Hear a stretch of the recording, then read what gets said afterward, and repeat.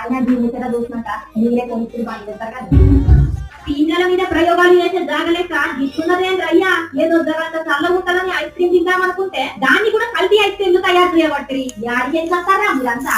ఆడవాళ్ళు మోపైనారు మా గడ్డాన. మీ వల్ల పిల్లగాళ్ళకు ఏది కొని ఐస్ క్రీమ్ కూడా పాయే. అవును, అసలు ఇన్ని న్యూస్లు వచ్చినా వీళ్ళు ఐస్ క్రీమ్ తినడం మానరు. ఏం చేద్దాం? ఓకే, హెల్తీర్ వర్షన్ మనమే ప్రిపేర్ చేద్దాం. The next day.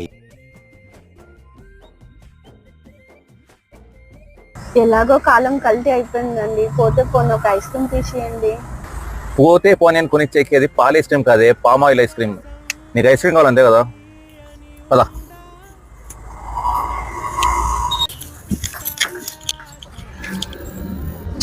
ఎవరితో ఏదో చెప్పింది టీవీలో అని ఎండాకాలంలో ఒక ఐస్ క్రీమ్ కూడా కొనియకుండా ఉండు. అది పెళ్ళైన కొత్తలో ఐస్ క్రీమ్ అడగగానే ఐస్ క్రీమ్ షాప్ తెచ్చి పెడుతుంది.